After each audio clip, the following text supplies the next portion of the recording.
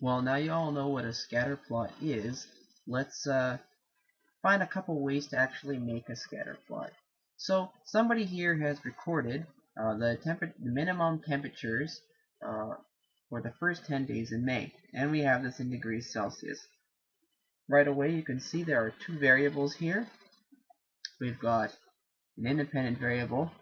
That's something that cannot be affected, or in this particular case is not affected by another variable. Then you have a dependent variable. This is the thing that will possibly change due to the effects of another variable. So as the days wear on, it seems as though the temperatures are changing. So let's graph these numbers on a scatter plot. So as I've said before, the independent variable goes on the horizontal or x-axis, and the dependent variable goes on the vertical or y-axis. So let's graph these by hand really quick. So on the 1st of May, it's 9 degrees. On the 2nd, it's 10, 9, 13, 14. Back down a little bit on the 6th, 17, 15, 18, finally all the way up to 21.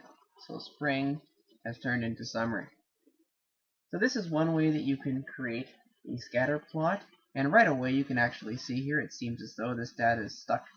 These pieces of data are stuck together nicely. You can see something's going on here as the days wear on.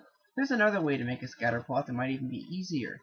So I'm going to look at the same data in a spreadsheet in Excel, and OpenOffice spreadsheets or Google spreadsheets are going to be similar. They just might not have as many features. But once you have that data typed into a spreadsheet, little trick: if you put the independent variable on the left and the dependent on the right, it's going to graph them the way you want them to be graphed. Make sure that you put a title for each of your axes.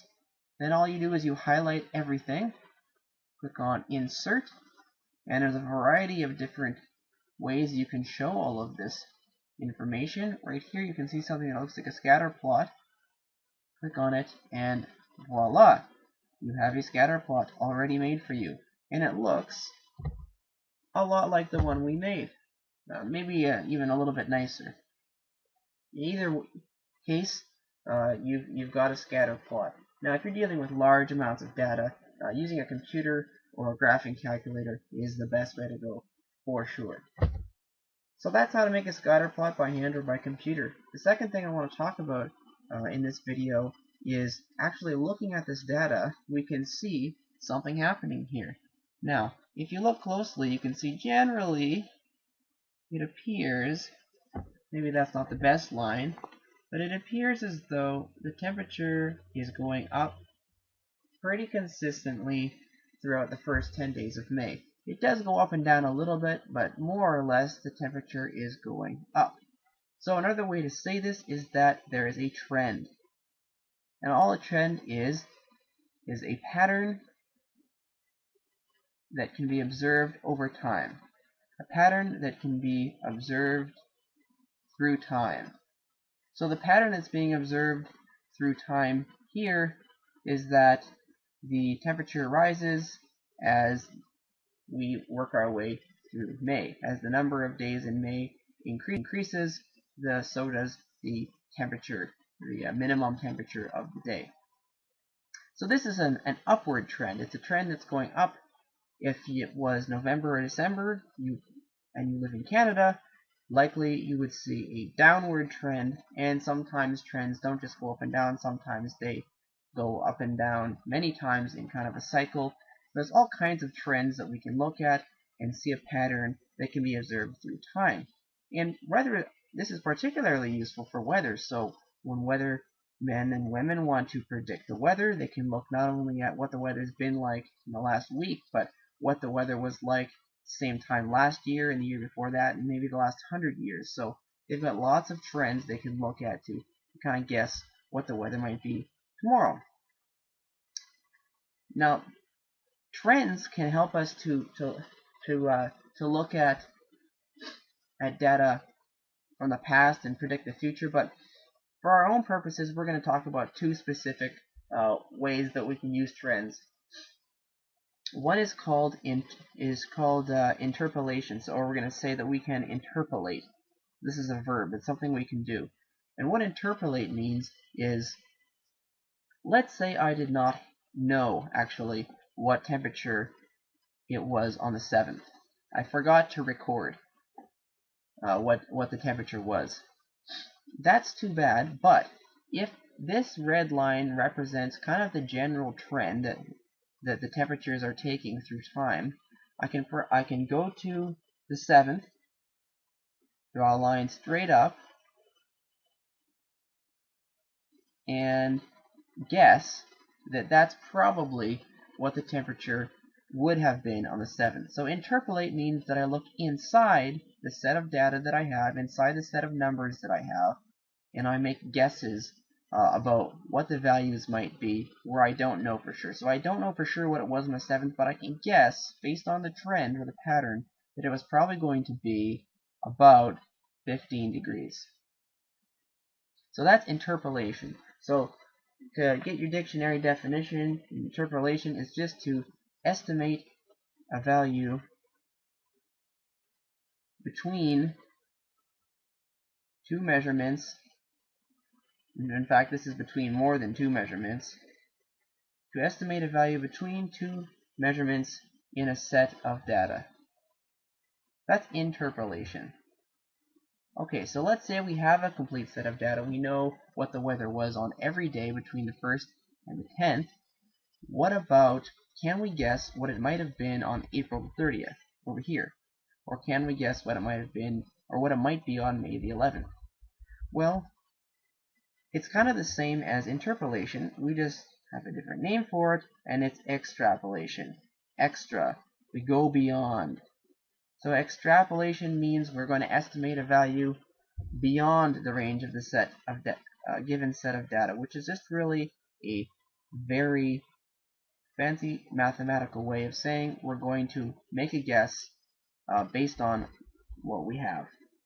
So estimate a value beyond the range of a current set of data. So the current range that we're looking at, that we know for sure, is we know what temperature it was on the 1st all the way to the 10th. That's our range. So if we want to guess what the temperatures were before or after, that's extrapolating. So if we kind of extend this trend line here a little further out, kind of in this, it's about the same slope here, it's about as steep as it was down there, and then we say this is the 11th right here, we can draw another line up and we can extrapolate. Just another name for guess. We can extrapolate what the temperature might be on the 11th. And it appears that it might be around 22 degrees. Now, of course, you can see in the actual temperatures here go up and down above the line. So we know that it could be 15, it could be 30.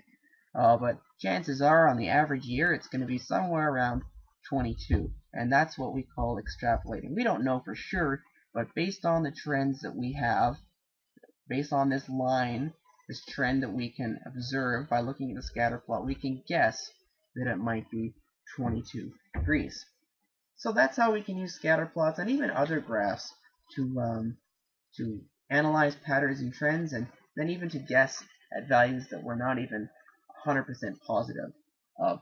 And this works for other kinds of graphs too. So if you have a bar graph and you are charting another set of data, and your bar graph looks like this, and then you come to the end of it, it does not take a rocket scientist to guess that the next value might be down here, and then eventually there will be nothing. So we can see there's a trend here, and we can guess that it's probably going to go right down to nothing. Or maybe this is a bigger set of data, and we know that it's going to come down, and then it's going to come back up, and so on. It really just depends on what kind of trend we're looking at, but it doesn't really matter what kind of graph you're working with. well, I guess it matters, but scatter plots, bar graphs, other types of graphs, it's possible to look at the shape of the graph, look at the points that are put on it, and guess at the trend or the pattern that we might be able to find in that data. So that's trends on scatter plots.